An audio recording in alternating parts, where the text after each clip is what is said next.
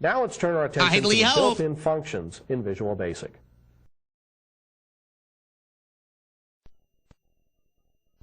Well, let's first take a look at the string functions. Visual Basic has a lot of different functions for dealing with strings.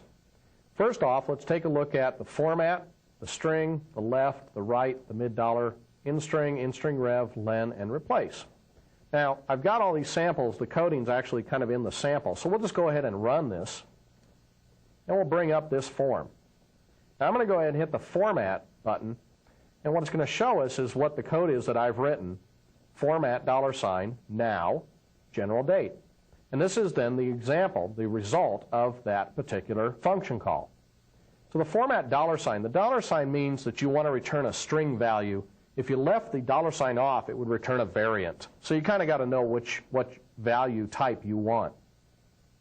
So if I say format now, which is another built-in function in Visual Basic that returns today's date and time, and I format it as a general date, it comes up with today's date and time. If I say format now as a short date, it just returns 10/13/98. Now you can use the format with a lot of different things. For example, with numerics, you can actually tell it to make them currency types, which means if I've got $50 or $1,250, it'll put in the $, the comma, and the periods for me, or what's ever particular for your locale. For example, in Germany, you'd have a different symbol, and you'd have the decimal point here and the comma here. Also, you can format ones and zeros, because that's a true or a false and a true value. We can say we want yes, no. So that means a no will be returned for false and a yes for true. Or you could do true, false, which means false and true would come out for 0 and 1, or even on, off. Now, format actually has a lot of different templates, so you can actually create your own versions of how you want numerics to appear, or even how you want dates to appear. The next example is the string function. Now, the string function is when you want to make a repeated series of values. For example, if I say string 20, comma, asterisk, it gives me 20 asterisks. String 5, comma, pound sign gives me 5 pound signs, and string 30, comma, dashes give me 30 dashes. We also have a left string function, and this allows you to retrieve the leftmost portion of a string. For example, if I took the value Bill Gates and assigned it to this variable, string name, and then I did a left $sign on string name, comma 4, it would return the first 4 characters to me. Or if I did a left $sign string name, comma 7, I would get the 7 leftmost characters. We also have a right function, so if you want to return things from the right portion of a string. For example, if I assign string name equal to Bill Gates, and then I perform a right function on string name, comma 7, as you can see, I get the rightmost characters. And I can even get the whole character if I want. Be careful not to specify more than the length of the string, however, because then you will get a runtime error. The next string function is called mid. Now, mid $sign is very useful. It'll allow you to pull out a substring out of a particular value. So here I've assigned string name equal to Bill Gates again. Now I say the mid string in string name, starting at position 1 and going for the next 4 characters. It will return Bill. Or the mid $sign of string name 6 for the next 2 characters, starts at position 6 and gives me the next 2 characters. There's also an in-string function, which is used to find the position of where a substring starts within a full string. So in this case, same scenario, but I say where in the string name is the letter G, and it's at position 6. And like I said, you can also search for whole strings. So I could search for where is Gates located within this string, and it'll report to me the value 6. Visual Basic 6.0 has added a new function called in-string reverse, which does just the opposite.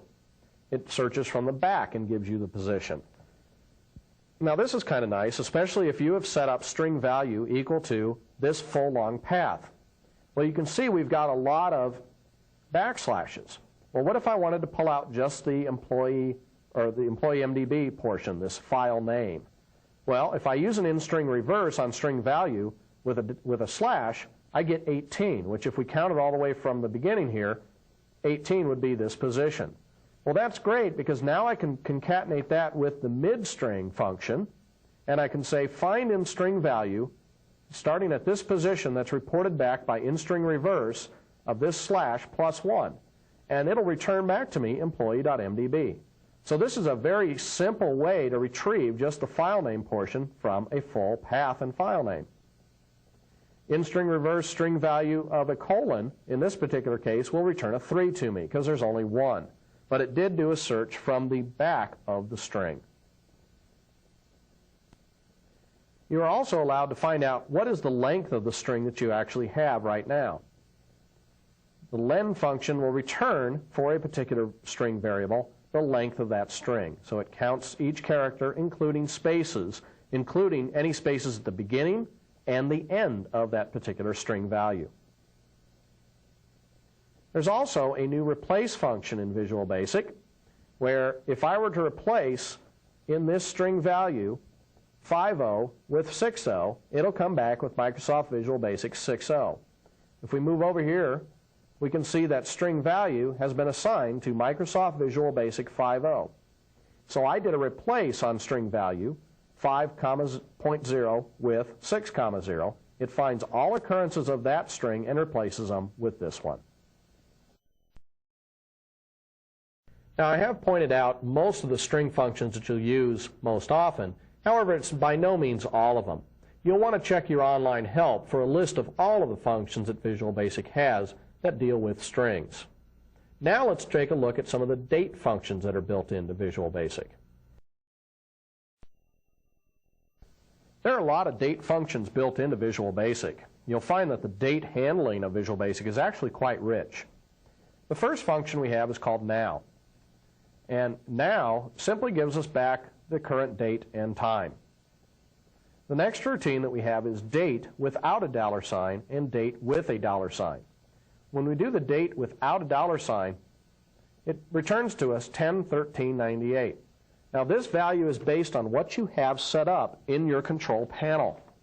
If you have in your control panel set up with the mm/dd/yy, it will actually return this. The date $sign always returns a certain format that is an ANSI format with 10-13- and then the full year. So the date returns what's in your control panel. The date $sign always returns this format. So there is a difference there. We also have time, and we have time $sign. Now again, we get two different formats again. The time always returns to us with the AM, whereas this returns us a 24-hour clock. So it kind of depends on whether you use the $sign or not. A little confusing. They didn't stay real consistent with this, which is too bad, but that's what we have to deal with. The next routine is called date part. Now date part allows you to take a date value and extract any portion of it. So in this case, if I have created a DT date variable and assigned it equal to now, we then say the date part in months for that date. What is the month part of this particular date? It's 10.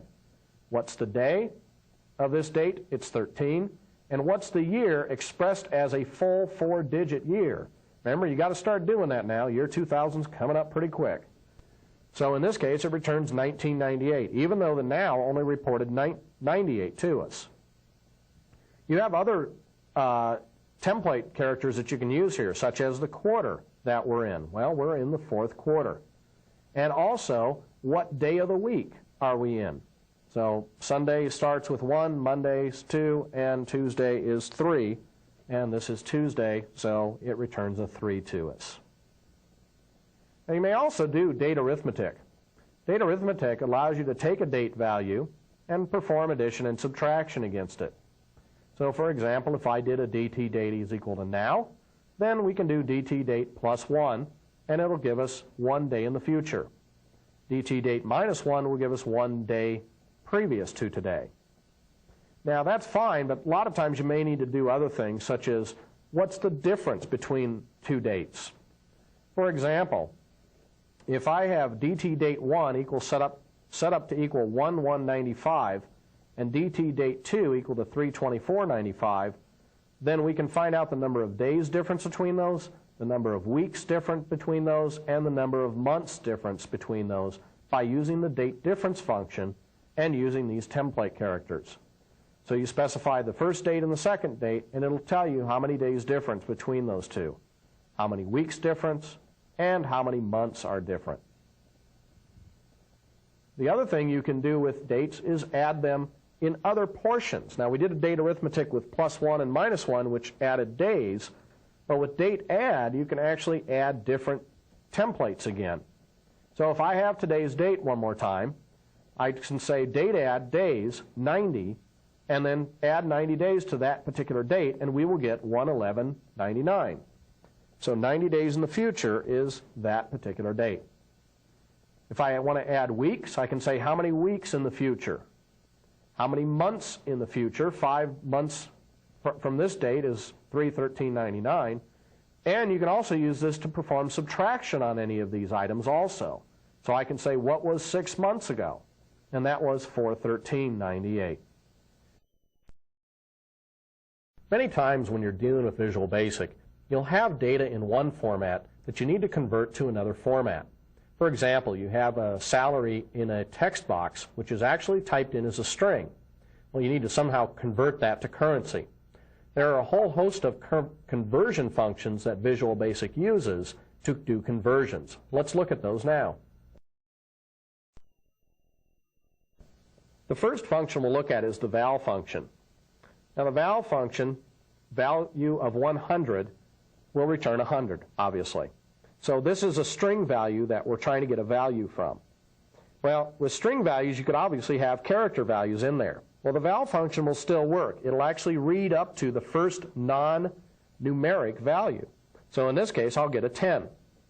Now, if it's just a string and you try to do a value on it, you're going to get a 0 back. The next function is currency. You may have a string value that you want to convert to a currency amount. So in this case, I created a currency value variable called cur_amount, and I've assigned it equal to convert to currency this string. And it will come out with this particular string here. Now, if you try to convert something that can't be converted into a currency, you're going to get a type mismatch error from Visual Basic. And it'll just give you a nice runtime error, and then you know that you've got some bad data. C double, you want to take, again, a string and convert it to a double value. C int, taking an integer, or taking something that's not an integer and converting it to an integer. Now what the C int will do is it will round for you. So here I've got 1555.9. Now since this is above 0.5, it'll return a 1556. We also have C long, where here I'm going to take a string and convert it to a long integer. We also have C single, where if I've got a double value here, 554.5594, I can convert that double, as long as it'll go, into a single. Again, sometimes you may get an overflow on this because the double value has more characters or more precision than a single can store. So actually converting from a double to single, you could actually get another runtime error. You can also convert things to string. For example, if you've got 1,000 and you convert it into an integer, give it to an integer variable, you can then convert that to a string, so you'll actually get a string value that has, quote, 1,000, end quote. You can also convert things to variant. And this is really lucky because variant will hold anything. You can basically take anything and convert it to anything. So for example, on this string date, 4/1/95, I can convert string date into this variant date, but it actually becomes a string. And so if we do a report of a var type on this, it'll report back an 8, which if you remember from our previous example on the last tape, is actually a string value. If you want to actually convert it to a date, there is convert to a variant date. This function here, same thing. I assign a string variable. I then use cv date on that variable to convert it to the variant date. Now the var type will report a 7, which is a date data type. There are a couple of additional functions that I want to look at, and these are functions that allow you to test what type of data happens to be in a string variable, for example. So that way you'd know whether you can convert it to a numeric or maybe convert it to a date. In this example, I've created two text boxes. One has a value in it, one has a date in it. Now, text boxes always accept text or string data. So if I wanted to test to see if I could convert what the user has typed in into a numeric, I'd want to be able to click on a button and have it report back that the value is numeric or not. So if I put a value in here like that, obviously I'm not going to get a return type because it's going to say, nope, it's not numeric. Same thing with the dates. If I put in a bogus date, it's not going to report back anything to me. However, if I put in a valid date, it will tell me that the value is a particular date. Let's go ahead and take a look at this routine. So here I've got a text box called txt numeric and one called txt date. Let's click on this command button and take a look at the code. I say if is numeric. This is a function in Visual Basic, and I pass to it a string value. And it will report back to me whether this can be converted into a numeric value or not. So this is how we got that message box to pop up. For the other one, for the date, I wrote this command button's click event to say if is date, txtdate.text. So this will test this string value to see if it is a valid date. If it is, I popped up the message box. Otherwise, I did not.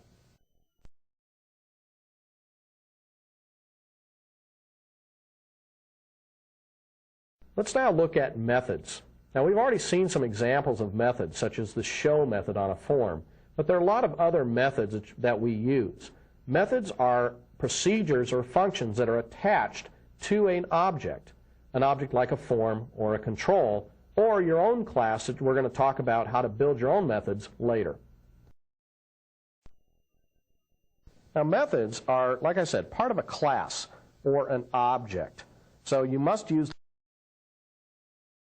the dot notation. So, example, we had the form employee dot show. There are a lot of common methods that you're going to see as we go through the class. The difference between your procedures and functions that you write and methods is that methods are attached to one of these objects, and you can't view the code for the methods, but they do perform an action for you. Now, some of the common methods that we have are CLS. If you remember, I cleared the screen in between each one of those routines. A hide method will hide a form. A line method will actually draw a line. We have a move method, so we can move a particular object, either a form or a control. We also have a paint picture method. Paint picture is pretty neat. It actually works with the graphical images to actually paint a picture on the form. A pop-up menu is another method that we apply to a form to actually display a context-sensitive menu. Print form is a method that comes with all the forms that allows you to print the currently displayed image of the form to the default printer. Refresh. Most objects allow you to refresh their contents. Let's say you're looping through and updating the caption property of a label. Well, the problem is it is a graphical environment. It may not have time to actually do the update. So what you might do is use the refresh method. Set focus allows you to programmatically control where a user's cursor lands. For example, you could say txt last name dot set focus, and it would actually put the cursor into the last name text box. Now, we've seen the show method. That simply displays a form. There's also a thing called z-order. In Windows, we have an x and y coordinate, which is, the up and down. But we also have this theoretical z, which is the depth or where a form or control sits as in relation to other forms and objects. So you can set the z-order to bring a control or a form to the forefront or send it back to the back. In this section, we talked about procedures and functions, how you can create your own, how you can pass arguments to this particular procedure or function, how you can use by value and by reference. In addition, we looked at the built-in functions in Visual Basic, the different string and date functions that you can call. We ended up by looking at methods. In the next section, we're going to talk about dialog boxes.